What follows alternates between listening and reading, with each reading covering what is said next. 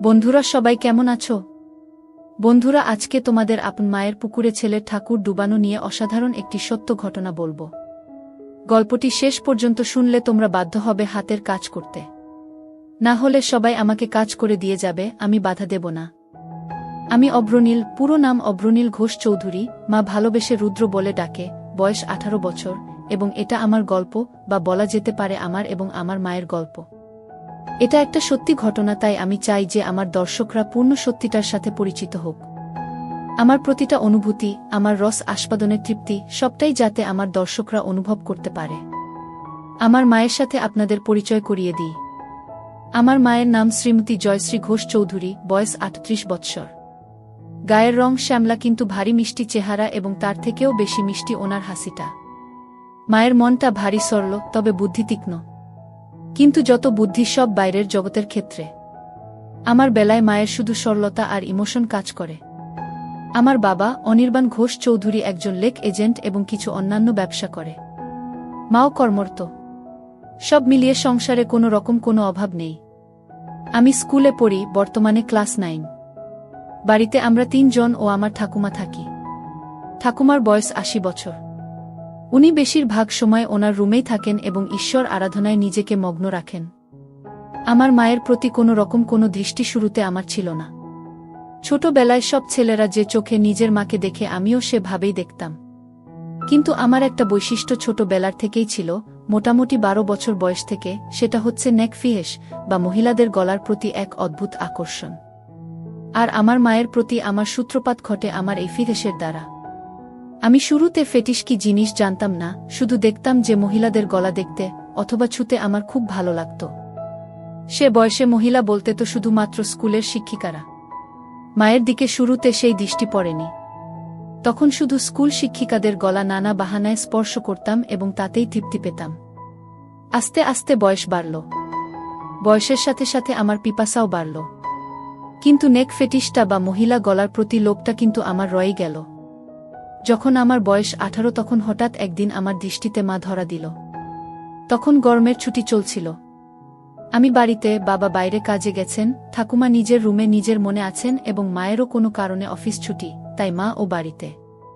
সেদিন অসম্ভব গরম পড়েছিল আর আমরা সবাই গরমে ঘেমে একাকার। আমি ড্রয়িং রুমে বসে টিভি দেখছিলাম আর মা রান্নাঘরে কাজে ব্যস্ত ছিল। আমার পিপাসা পাওয়াতে গেলাম রান্নাঘরে জল খেতে। রান্নাঘরে গিয়ে দেখি মা মাটিতে বসে সবজি কাটছে। রান্নার লোক সেদিন আসেনি।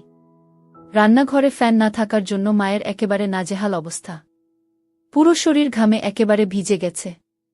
তখনও আমার মনে মায়ের প্রতি কোনো পাপ চিন্তা ছিল না। আমি নির্বিকার মনে জল খাবার জন্য মায়ের পেছনে রাখা শেলফ থেকে জালের বোতল নেবার জন্য মায়ের পাশ দিয়ে মায়ের পেছনে চলে গেলাম। জলের বোতল নিয়ে আমি জল খেতে খেতে সামনের দিকে, মানে মায়ের দিকে ঘুরলাম। মা আমার ঠিক সামনে বসে সবজি কাটছিল আর আমি একদম মায়ের পেছনে। আমাদের রান্নাঘরটা ছোট। মায়ের কাছাকাছি দাঁড়ানো সত্ত্বেও এর আগেই কোনোদিন কোনো পাপ চিন্তা আমার মনে আসেনি। কিন্তু সেদিন জল খেতে খেতে হঠাৎ কি মনে হলো, একবার নিচে মায়ের দিকে তাকালাম। দেখে আমি আর থাকতে পারলাম না, অনুভব করলাম আমার ওটা দাঁড়িয়ে পড়েছে। সেদিনই তখন জীবনে প্রথমবার আমার মনে আমার মাকে নিয়ে লোভ জন্মালো। আমি ভাবতে থাকলাম, আমি আমার স্কুল শিক্ষিকাদের ক্ষেত্রে যেরকম বাহানা দিয়ে ওনাদের স্পর্শ করতাম, সেরকম একটা বাহানা করতে থাকলাম মনে মনে। এক সময় আমি মাকে বলে উঠলাম, মা, মা বল কি হয়েছে? মা তোমার গলায় কি একটা আছে? মা আমার গলায়? আমার গলায় আবার কি থাকবে? না মা, তোমার গলায় কি একটা লেগে আছে। মা, কই, বলে মা নিজের হাত দিয়ে একটু নিজের গলাটা পরিষ্কার করার চেষ্টা করল। এদিকে আমি তো নিজেকে সামলাতে পারছিলাম না। আমি বললাম, হয়নি মা, এখনো লেগে আছে। মা নিজের ঘামে ভেজা গলা আর ঘাড় হাত দিয়ে মুছতে মুছতে বলল, এখনো আছে? কি লেগে আছে রে? আমি দূর থেকে বুঝতে পারছি না। আমাকে তোমার গলার কাছে গিয়ে দেখতে হবে। মনে হয় পিঁপড়ে বা এমনি নোংরা। আমি তোমার গলার কাছে এসে দেখব মা, কি লেগে আছে। মা, আচ্ছা থাক লেগে। আমার গলায় কি লেগে আছে না আছে তোকে দেখতে হবে না। তুই পড়তে বসগে, যা। শুধু পড়ায় ফাঁকি দেয়া। সকাল থেকে তো পড়তেই বসলি না। আমার মনটা খারাপ হয়ে গেল। ভাবছিলাম এই সুযোগটা হাতছাড়া হয়ে গেল বুঝি। কিছু একটা করতে হবে। আমি বললাম, হ্যাঁ যাচ্ছি পড়তে, কিন্তু তোমার গলায় ওটা লেগেই থাকবে? দেখতে কেমন একটা লাগছে। মা, কি এমন লেগে আছে রে?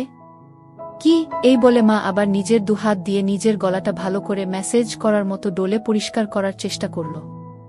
আমি, উহু, এখনো লেগে আছে, যায়নি। আসলে তোমার গলাটা ঘামে ভিজে আছে তো, তাই বোধহয় যাচ্ছে না। এদিকে আসলে মায়ের গলায় কিছু ছিলই না শুরু থেকে।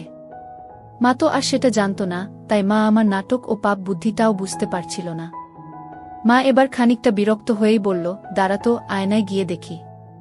আমি ভাবলাম, যা সর্বনাশ, আয়নায় দেখলে তো মা বুঝে যাবে যে মায়ের গলাতে কিছু লেগে নেই আর আমার কার্যসিদ্ধি হবে না। সাথে সাথে আমি বলে উঠলাম, মা, আমি তোমার গলাটা পরিষ্কার করে দেব। তুমি আবার কেন উঠবে? মা, আচ্ছা ঠিক আছে দে, কিন্তু তাড়াতাড়ি করে পড়তে যা, কোনোরকম কোনো ফাঁকিবাজি না। আমি তো এই কথা শুনে মহা আনন্দে মনে মনে লাফাচ্ছি। আমি মায়ের একেবারে সামনে গিয়ে হাঁটু গেড়ে বসলাম। বললাম, দেখি মা, একটু গলাটা উঁচু করো, মানে একটু উপর দিকে তাকাও। মা আমার কথা মতন একটু মাথা উঁচু করল। আমার সামনে আমার মা তার গলাটা সমর্পণ করে দিল, ঠিক যেন একটি হরিণ নিজেকে একটি ক্ষুধার্ত সিংহের সামনে সমর্পণ করে দিচ্ছে। মায়ের গলায় কোনো তিল নেই, তবে দেখলাম মায়ের ডান ঘাড়ে একটা ছোট্ট বাদামি তিল আছে। গলার মাঝখান দিয়ে দুটো রেখা চলে গেছে পাশাপাশি, মানে দুটো গলার ভাঁজ আর কি। আমি কাপা কাপা হাতে মায়ের গলা স্পর্শ করলাম। প্রথমে আস্তে করে ছুতেই অনুভব হলো যে মায়ের গলাটা কি নরম ও চামড়াটা কি মসৃণ। আমি আর থাকতে পারলাম না, আমার পুরো ডান হাত দিয়ে মায়ের গলাতে বোলাতে লাগলাম। এই সব কিছু কয়েক মিনিটের মধ্যে ঘটে গেল। মা বলল, কি রে হয়েছে? আমি, মা, আরেকটু মাথাটা উঁচু করো, তোমার গলার ভাঁজে আটকে গেছে। গলাটা পুরো স্ট্রেচ না হলে পরিষ্কার হচ্ছে না। এই শুনে মা নিজের মাথাটাকে আরও পেছন দিকে করার চেষ্টা করল।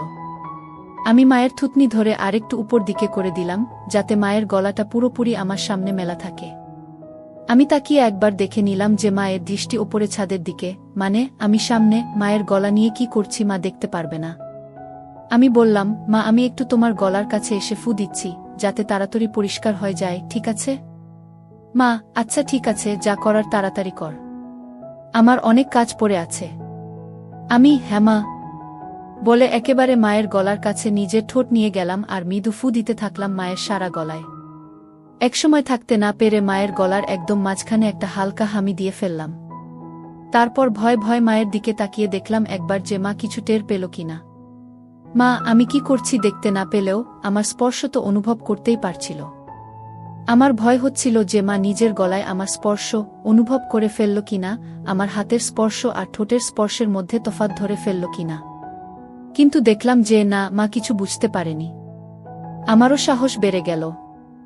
মা হঠাৎ নিজের দুহাত দিয়ে আমাকে এক ঝাটকা দিয়ে দূরে ফেলে দিল। হঠাৎ ধাক্কা খেয়ে আমি পেছনে হেলে বসে পড়লাম ও নিজের সম্বিত ফিরে পেলাম। মায়ের দিকে তাকিয়ে দেখি মা গম্ভীর হয়ে নিজের আঁচল ঠিক করছে আর এক হাতে সবজি তুলছে। মা সঙ্গে সঙ্গে একটা হাত দিয়ে নিজের আঁচল নিয়ে নিজের গলাকে ভালো করে মুছে নিল। আমি খানিকটা ভয় পেয়ে বললাম, মা কি হলো? মা, কি হবে আবার? তুই পড়তে যা। আমি, না মানে তোমার গলা পরিষ্কার করছিলাম, তুমি হঠাৎ ধাক্কা দিলে। মা বড় বড় চোখে আমার দিকে তাকিয়ে একটু গম্ভীর হয়ে বলল, তোর পড়ায় ফাঁকি দেয়ার বাহানা কি আমি বুঝি না মনে করেছিস? সকাল থেকে এক লাইনও পারিসনি, যা পড়তে বস। আমি, কিন্তু তোমার গলাতে তো এখনো একটু লেগে আছে। মা, লেগে থাক আমার গলাতে যা খুশি, তোকে আমার গলার দিকে খেয়াল রাখতে হবে না। আমি একটু পরে স্নান করতে যাব, তখন এমনিতেই পরিষ্কার হয়ে যাবে। আমি একটু মনে মনে ভয় পেলাম। তাহলে কি মা বুঝে গেল আমার মনের পাপ? এই ভাবতে ভাবতে আমি আস্তে আস্তে মুখ নিচু করে চলে যেতে লাগলাম। তক্ষুনি মা আমার পেছন থেকে মিষ্টি গলায় বলে উঠল, কষ্ট পাসনে বাবা, আমি তো তোর ভালো জন্যই বলি। আমি বুঝি তোর বয়সে পড়তে ইচ্ছে না হওয়াটাই স্বাভাবিক, মন শুধু ফাঁকি দিতে চায়। কিন্তু বাবা, পড়াশোনা না করলে তো ভবিষ্যৎ অন্ধকার। আমার আর বুঝতে বাকি রইল না যে আমার অতীব সরল মা আমার মনের ভেতর কি পাপ চলছে তা একটুকুও বুঝতে পারেনি। আমি নিশ্চিন্ত হয়ে বললাম, মা সরি, তুমি চিন্তা করো না, আমি ভালো করে পড়াশোনা করব। আমার কথা শুনে মায়ের মুখে একটা মিষ্টি হাসি ফুটে উঠল আর আমিও রান্নাঘর থেকে চলে গেলাম। অল্পটুকু স্বাদ পাওয়ার পর থেকে আমার মন পাপ চিন্তায় ভরে উঠল। যেই মহিলাকে আমি এতদিন শুধু মা হিসেবে পুজো করে এসেছি, সেই মহিলা, সেই নারী এখন আমার কাছে একটা তৃপ্তির দেহ মাত্র, যেটা দিয়ে আমার বাসনার পিপাসা তৃপ্ত মিটাতে পারব। আমার মন তৎপর হয়ে উঠল। মা শব্দটা আমার কাছে একটি দারুণ অনুভূতির শব্দ হয়ে উঠল। আমার হঠাৎ মায়ের বলা কথাটা মনে পড়ল। মা স্নান করতে যাবে। হঠাৎ দেখি মা জল ভরা বালতি নিয়ে আমার রুমে এসে হাজির। বুঝলাম কাজের মাসি আসেনি, তাই মাকেই ঘর মুছতে হচ্ছে। মা বলল, এই যে, হয় ঘরের বাইরে যা, নয় খাটের উপর পা উঠিয়ে বস, ঘর মুছব। আর খবরদার বলে দিচ্ছি, যতক্ষণ না ঘর শুকোচ্ছে মাটিতে পা ফেলবি না, ঠিক আছে? আমি সজোরে মাথা নাড়িয়ে আমার সম্মতি জানালাম এবং তাড়াতাড়ি খাটে উঠে ইঙ্গিত দিলাম যে আমি রুমেই থাকছি। মা নিজের শাড়ির আঁচল কোমরে গুজে হাঁটু গেড়ে বসে পড়ল এবং নিজের মতো ঘর মোছা শুরু করল। আমার খাটে সব সময় একটা পড়ার বই খোলাই থাকে, তখনও ছিল, আর ওটাই আমাকে তখন বাঁচালো, নয়তো আবার পড়াশোনায় ফাঁকি দেওয়ার জন্য মায়ের বকুনি খেতে হতো। আমি বইটা নিয়ে পড়ার ভান করতে লাগলাম। কয়েক সেকেন্ড পর একবার আর চোখে মায়ের দিকে তাকালাম। তাকিয়ে যা দেখলাম তাতে আমার চক্ষু ছানাবড়া হয়ে গেল। ঘরে ফ্যান চলা সত্ত্বেও মা তখনও ঘামছে। সারা শরীর ঘামে ভেজা। আমি লক্ষ্য করলাম ঘামের বিন্দুগুলো মায়ের কপাল থেকে আস্তে আস্তে নেমে যেতে থাকল। একটু পরেই মায়ের ঘর মোছা হয়ে যাবে আর মা ছাদে যাবে কাপড় মেলতে। আজকে ছুটির দিন, তাই নিশ্চয় মা প্রচুর কাপড় ধুয়েছে এবং তাই বেশ সময় লাগবে কাপড় মেলতে। ঠাকুমাকে নিয়ে চিন্তা নেই, উনি শুধুমাত্র সন্ধে বেলা একটু ঘর থেকে বেরোন। এই দুপুরের সময়টায় উনি নিজের ঘরেই থাকেন। আমি অপেক্ষা করতে থাকলাম কখন মা ছাদে যায়। এক সময় মা হাঁক পারল, রুদ্র, আমি ছাদে যাচ্ছি, ঘরের দিকে নজর রাখিস। ঠাকুমা কানে শোনে না, তাই ঘর ফাঁকা হলে কাউকে ঘরের খেয়াল রাখতে হয়। যাই হোক, আমি যেই সুযোগের অপেক্ষায় ছিলাম সেটা পেয়ে গেলাম। আমার পকেট স্ক্রুড্রাইভার আর পকেট হাতুড়ি নিয়ে আমি চললাম মায়ের বেডরুমের দিকে। মায়ের বাথরুমের দরজাটাকে দুপাশ থেকেই ভালো করে পর্যবেক্ষণ করলাম। প্রথমবারে কোনো ফুটো পেলাম না। মনটা একটু খারাপ হলো। এই ভারী কাঠের দরজায় তো আর এই পলকা দিয়ে এত কম সময় নতুন করে ফুটো করা যাবে না। কিন্তু আমি আবার বিশ্বাস নিয়ে খোঁজ শুরু করলাম। অবশেষে দেখলাম যে দরজার ভেতর দিক থেকে একটা ছিদ্র শুরু হয়েছে, কিন্তু সেটা এখনো এপার ওপার হয়নি। আমি সঙ্গে সঙ্গে আমার হাতিয়ার দিয়ে ফুটোটাকে বড় এবং সম্পূর্ণ করতে লেগে গেলাম। সফল হওয়ার পর ফুটো দিয়ে দেখলাম যে পুরো বাথরুমের ভেতরটাই পরিষ্কার দেখা যাচ্ছে। আমি আনন্দে আত্মহারা হয়ে উঠলাম। আমি মায়ের বেডরুম থেকে যাওয়ার আগে ফুটোটাকে সাময়িকভাবে একটা ছোট্ট কাঠের টুকরো দিয়ে বন্ধ করে আসলাম, যাতে মায়ের সন্দেহ না হয়। এরপর অপেক্ষা করতে থাকলাম কখন মা স্নানে যায়। এক সময় মা ছাদ থেকে আসলো এবং আমি স্নানে গেলাম বলে সোজা বেডরুমে চলে গেল। মা নিজের বেডরুমের দরজা ভেতর থেকে বন্ধ করতে যাচ্ছিল, তখন আমি বিপদ দেখে বলে উঠলাম, মা, রুমের দরজা বন্ধ করো না, যদি আমার কিছু লাগে। মা, আমাদের রুমে আবার তোর কি কাজ? আমি, না মানে, দরকার তো পড়তেই পারে। তোমার ও তো দরকার পড়তে পারে। হঠাৎ যদি কিছু লাগে তোমার, যেমন সাবান বা কিছু। কখন কি দরকার পড়ে কেউ বলতে পারে। বাথরুমের দরজা তো আর খোলা রাখতে বলছি না, রুমের দরজাটাকে খোলা রাখতে বলছি। আমি খানিকটা ঠাট্টা করে বললাম। মা, হ্যাঁ ঠিক আছে, তোকে ও তো পাকামো করতে হবে না। খোলা রাখছি রুম। বাড়ির দিকে খেয়াল রাখিস। আমি গেলাম স্নানে। আচ্ছা মা। মা বাথরুমে ঢোকার 2 সেকেন্ডের মধ্যে আমি মায়ের রুমে ঢুকে একেবারে বাথরুমের দরজার সামনে চলে গেলাম। স্ক্রু ড্রাইভার দিয়ে খুঁচিয়ে দরজার ফুটোটার থেকে কাঠের টুকরোটা বের করতে আমার বেশি সময় লাগল না। আমার সামনে তখন আমার যত্নে তৈরি করা দরজার বড় ফুটোটা খোলা। আমার মনে হচ্ছিল যেন স্বর্গের জানালা কেউ খুলে দিয়েছে আমার চোখের সামনে। নিজেকে সামলাতে না পেরে আমি আস্তে আস্তে নিজের চোখটা ফুটোর দিকে নিয়ে গেলাম। মনে নানান ভাবনা চলছে। আমার হৃৎপিণ্ড এত জোরে লাফাচ্ছিল যেন শরীরের বাইরে বেরিয়ে আসবে। এত জোরে বুকের শব্দ হচ্ছিল যে ভয় হচ্ছিল মা না শুনতে পেয়ে যায়। ভাবছিলাম যে আজকে আমি যেটা দেখব এটা পৃথিবীর যে কোনো ছেলের জন্য নিষিদ্ধ। আমি বুঝলাম মা এখুনি বেরোবে বাথরুম থেকে। আমি সাথে সাথে ফোনের রেকর্ডিং স্টপ করলাম। দরজার ফুটোটাকে আবার কাঠের টুকরো দিয়ে যত্নে বন্ধ করে দিলাম ছুট নিজের ঘরের দিকে। নিজের ঘরে পৌঁছনো মাত্র শুনতে পেলাম মা বাথরুমে থেকে বেরিয়ে এসেছে। মনে মনে হাফ ছেড়ে বাঁচলাম। আমার মনে তখন পরম আনন্দ, যেন বিশ্ব জয় করে এসেছি। আমার মন ব্যাকুল হয়ে উঠল মাকে পাওয়ার জন্য। মনে মনে প্ল্যান ভাবতে থাকলাম, কিন্তু কোনো প্ল্যান মাথায় আসছিল না। এদিকে মায়ের অফিস শুরু হয়ে গেল। মাকে একা পাওয়ার সুযোগ হচ্ছিল না। আমার মন তরপাতে থাকল। দিনের পর দিন আমি মন মরা হয়ে যেতে থাকলাম। পড়ায় মন বসছিল না। টিউশন টিচারের কাছ থেকে আমার নামে নালিশও আসে মায়ের কাছে। মা আমাকে নিয়ে একদিন বাবার সাথে সন্ধে বেলা বসে জিজ্ঞেস করে কি হয়েছে আমার, বোঝায় ভালো করে পড়তে। কিন্তু আমি কি আর আসল কারণটা বলতে পারি, তাই চুপ করে বাবা মায়ের কথা শুনি এবং হজম করি। এভাবে বেশ কিছু দিন কেটে যায়, আমার মানসিক ও শারীরিক পরিস্থিতির উন্নতি হয় না। মা বাবাও হাল ছেড়ে দেয়, বোধহয় ভেবেছিল যে স্কুল খুললে রুটিন এ চলা শুরু হবে, তখন সব ঠিক হয়ে যাবে আমার। কিন্তু একমাত্র আমিই জানি আমার কিসে উন্নতি হবে। এভাবে প্রায় এক যায়। আমি আমার 15তম জন্মদিন পার করি। আমি আর নিজেকে শান্ত রাখতে পারতাম না। মাকে ধরার সময় নিয়ন্ত্রণ হারিয়ে মায়ের গলায় কামড়ে দিলাম। অমনি মা আমাকে ঠেলে সরিয়ে দিয়ে বলল, শর্ত রুদ্র, বেয়াদব কথাকার, আজকাল একটু বেশিই গায়ে পড়ছিস। আমার এসব ভালো লাগে না। গরমের মধ্যে গা ঘেঁষাঘেঁষি। আগে তো এরম করতিস না তুই। আমি কি যে বলো মা। কেন, আমি তো তোমাকে আদর করে আগেও ধরতাম। মাসে যাই হোক, হেফতে ওই হিন্দি আর ইংরেজি সিরিয়াল সিনেমা দেখে তোর এইসব ভীমরতি চেপেছে। আমাদের বাঙালিদের মধ্যে ছেলেরা বড় হয়ে গেলে মায়ের থেকে দূরে দূরে থাকে, এরম গা ঘেঁষাঘেঁষি করে না। আর তুই তো একটু বেশিই করিস। ধরার পর কি আমার গলায় ঘাড়ে কামড়ে দিস? এতে পরে আমার ব্যথা করে। দুবার তো দেখেছি কালসিটে পড়ে গেছে। এটা কি তোর নতুন কোনো দুষ্টুমি শুরু হয়েছে নাকি আমার উপর রাগ করে আমার বকুনির প্রতিশোধ নিস তুই? আমি তো মায়ের কথা শুনে পাথরের মতন দাঁড়িয়ে ভয় পাচ্ছিলাম আর ভাবছিলাম যে মা তবে আমার মায়ের গলায় হামি দেয়া কামড়ানোটা টের পেয়েছে প্রতিবার। আর সেটাই তো স্বাভাবিক।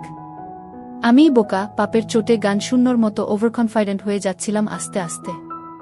এখন কি হবে?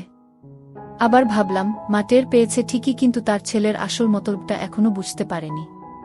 এটা ভাবা মাত্র আমার মনে একটু সাহস আসলো। আমি বললাম, কি যে বলো মা তুমি, এটাতে আমার আবার কি দুষ্টুমি? আমার সব বাঙালি বন্ধুরাও তো তাদের মাকে ভালোবেসে এভাবে ধরে। মা এবার একটু বিরক্ত হয়ে বলল, সে কে কি করছে সেটা আমি জানি না। আমার এটা পছন্দ না, তাই তুই এটা করবি না, ব্যাস। বোঝা গেল। আমি মাথা নেড়ে আমার সম্মতি জানালাম। মা, আর বন্ধুদের থেকে এই সমস্ত বদ অভ্যেস না শিখে ভালো কিছুও তো শিখতে পারিস নাকি? আমি বুঝলাম কথা লাভ নেই। ব্যাপারটা খুব সিরিয়াস দিকে যায়নি, তাই এখানেই ইতি করতে হবে। আমি তাই আবার ঘাড় নিলে বললাম, হ্যাঁ মা, তুমি ঠিকই বলেছ। আমি তোমার কথা মতোই চলব। মা এটা শুনে নিজের রুমে চলে গেল, আর আমিও আমার রুমে হাত দিয়ে কাজ সেরে নিলাম। এর মধ্যে আবার একদিন মা ছুটি পেল এবং বাড়িতেই ছিল। বাবা ভাগ্যবশত কাজে বাইরে। আমার মনের শয়তান জেগে উঠল। মনে মনে ভাবলাম, আজকে যে করেই হোক মাকে পেতেই হবে। দুপুরে খাওয়া দাওয়া শেষ করে আমি আমার ঘরে আর মা নিজের ঘরে দুপুরের ঘুম দিতে চলে গেলাম। বিছানায় শুয়ে থাকলাম ঠিকই, কিন্তু ঘুম আর আসছে না। মায়ের ঘরে পৌঁছে আমি আস্তে করে বেডরুমের দরজা ফাঁক করে মায়ের রুমে ঢুকলাম। ঢুকে দেখি মা বিছানার একদম একধারে এসে দরজার দিকে পাশ ফিরে শুয়ে আছে। আমিও এবার নিশ্চিন্ত হয়ে মায়ের পাশে খাটের উপর বসলাম। মা বা দিকে কাত হয়ে শুয়েছিল। আমি এবার সাহস করে মায়ের গলার একদম কাছে চলে গেলাম। কিন্তু বিপদ ঘটল তারপরেই। মায়ের ঘুম সাথে সাথে ভেঙে গেল, আর মা আমাকে ধাক্কা মেরে ফেলে বিছানায় উঠে বসল। মা, কি রে বাবা, তুই কি করছিলিস আমার কাছে এসে? আমি আমতা করতে করতে বললাম, কই মা, কিছু না তো। মা একটু রেগে গিয়ে বলল, কিছু না তো মানে? রুদ্র, দেখ, ভালো চাস তো সত্যি কথা বল। কি করছিলি তুই আমার এত কাছে এসে? আমি কোথায় মা? না না, আমি কোথায় তোমার কাছে ছিলাম? আমি তো তোমার পাশে খাটে বসেছিলাম। আমার আসলে ঘুম আসছিল না, তাই তোমার সাথে গল্প করতে এসেছিলাম। এসে দেখি তুমি ঘুমোচ্ছ, তাই তোমার কাছে বিছানায় সবে একটু বসেছিলাম। ভাবলাম যদি তুমি একটু জেগে থাকো তাহলে আমার সাড়া পেয়ে উঠবে। কিন্তু আমার এত সুন্দর মসৃণ বানানো গল্প মায়ের একটুকুও বিশ্বাস হল না। মা জোরে বলে উঠল, মিথ্যে কথা বলিস না। তোর গরম নিঃশ্বাস আমি আমার ঘাড়ে অনুভব করেছি। বল, কি করছিলি তুই? আমি বললাম, মা, আমি তোমার কাছে কিছু লুকোবো না। আমি তোমাকে খুব ভালোবাসি, কিন্তু আমি জানি না কেন আমার তোমার প্রতি একটা অদ্ভুত আসক্তি আছে। আমার কথা তখনও শেষও হয়নি, মা আমার গালে সপাটে এক থাপ্পড় মারল।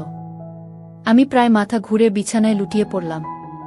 মা, তোর লজ্জা করছে না রুদ্র তোর মাকে এগুলো কথা বলতে? আমি তোর মা, তোকে জন্ম দিয়েছি। মা মানে বুঝিস জানোয়ার? হায় ভগবান, এগুলো কথা তো আমি তোর বাবাকেও বলতে পারবো না। তোর বাবা তো আর তোকে মারতে পারবে না, নিজেই হয়তো মরে যাবে। আমি কাঁদতে কাঁদতে বললাম, মা আমাকে ক্ষমা করে দাও, কিন্তু তোমাকে না পেলে আমার জীবন বৃথা। আমি জানি না কেন সব সময় শুধু তোমার কামনা আমার মন জুড়ে থাকে। আমার পড়ায় মন বসছে না, রেজাল্ট খারাপ হচ্ছে, এমনকি আমার শরীর ভালো নেই। তুমি তো সবই জানো মা। বিশ্বাস করো আমি অনেক চেষ্টা করেছি, কিন্তু কিছুতেই তোমাকে পাওয়ার ইচ্ছেটাকে মন থেকে বের করতে পারিনি। আমি সাইকিয়াট্রিস্টের কাছেও গিয়েছি, কিন্তু তাদের কাছেও এর কোনো ট্রিটমেন্ট নেই। আমার অন্য কোনো মেয়েকে দেখলে এমন অনুভূতি হয় না যেমন তোমাকে দেখলে হয়। আমি কি করব বলো মা? মা থাম রুদ্র থাম, দোহাই তোকে, তুই চুপ কর। আমার কান আর নিতে পারছে না। আমি চুপ করে নিচের দিকে তাকিয়ে থাকলাম। খানিকক্ষণ পর মাকে একটু শান্ত দেখলাম। বলল, রুদ্র বাবা শোনো, এটা হয়তো একটা বয়সের প্রবলেম। তুই চেষ্টা কর, দেখবি সময়ের সাথে ঠিক হয়ে যাবে। আমি সাহস করে বললাম, না মা, আমার তোমার প্রতি বাসনা ততদিন কমবে না যতদিন না আমি তোমাকে পুরোপুরিভাবে পাব। মা, তুই একটু বড় হয় যা, তোকে তাড়াতাড়ি বিয়ে দিয়ে দেব। কেন এই বুড়ি মায়ের পেছনে পড়েছিস বাবা? আমার মনে হলো এইবার বোধহয় মায়ের মাতিসুল ভাব জেগে উঠেছে, যেটা চায় যে তার সন্তান সব সময় সুখে থাকে, ভালো থাক। আমি ভাবলাম আমাকে মায়ের এই মনের ভাবকে কাজে লাগাতেই হবে। এই আমার অন্তিম সুযোগ। আমি সাথে সাথে মায়ের পা ধরে বললাম, মা আমাকে একবার তোমার সাথে দাও। আমার আর এই জ্বালা সহ্য হচ্ছে না মা। মা প্লিজ। মা অল্প অল্প কাঁদতে কাঁদতে বলল, বাবা এ হয় না। আমি তোর জন্মদাত্রী মা। তুই এখন ছোট, তাই তুই কি চাইছিস সেটা বুঝতে পারছিস না। এটা হয় না বাবা, প্লিজ বোঝ। আমি খেয়াল করলাম যে মায়ের মুখে আর রাগের কোনো চিহ্ন নেই। মা পুরো ইমোশনাল হয়ে আছে। আমি মনে মনে ভাবলাম, এখনই খেলতে হবে। আমি সোজা হয়ে বসে আমার দুহাত দিয়ে মায়ের দুকাত ধরে ফেললাম আর মায়ের একদম কাছে চলে গিয়ে বললাম, মা প্লিজ একবার দাও। সব ঠিক হয়ে যাবে, প্রমিস। আর কোনো দিন তোমাকে বিরক্ত করব না। কোনো দিন কোনো কারো সাথে দুষ্টুমি করব না, ভালো করে পড়াশোনা করব, ভালো রেজাল্ট করব। প্লিজ মা, প্লিজ। আমি বলতে বলতে একটা হামি খেলাম আর বলতে থাকলাম, প্লিজ মা। মা গো, জাস্ট একবার প্লিজ। আর কিচ্ছু চাই না, শুধু একবার দাও। মা হঠাৎ একটা চিৎকার করে উঠল। আমি ভয় পেয়ে মায়ের মুখ আমার হাত দিয়ে চেপে ধরলাম আর মাকে বিছানায় ফেলে মায়ের উপর চেপে বসলাম। মায়ের বোধহয় দম আটকে যাচ্ছিল, আমাকে ইশারা করে বলল যে হাত সরাতে। আমি আস্তে করে হাত সরালাম। দেখি মা কিছু বলছে না, শুধু চুপ করে ছাদের দিকে তাকিয়ে আছে। আমি মন্ত্রের মতো শুধু বলে যাচ্ছি, মা প্লিজ।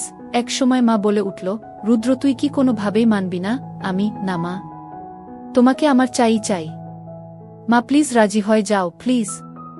বোধহয় মা বুঝতে পেরেছিল যে আমি কিছুতেই মানবার পাত্র নই। মা একটা দীর্ঘশ্বাস ফেলল আর মুখটাকে আমার দিক থেকে সরিয়ে ডান দিকে ঘুরিয়ে বলল, ঠিক আছে। আমি যেন আমার কানকে বিশ্বাস করতে পারছিলাম না। এ যেন স্বপ্ন পূরণ। বুঝলাম যে মা নিজের ছেলের খুশির জন্য নিজেকে সমর্পণ করে দিচ্ছে।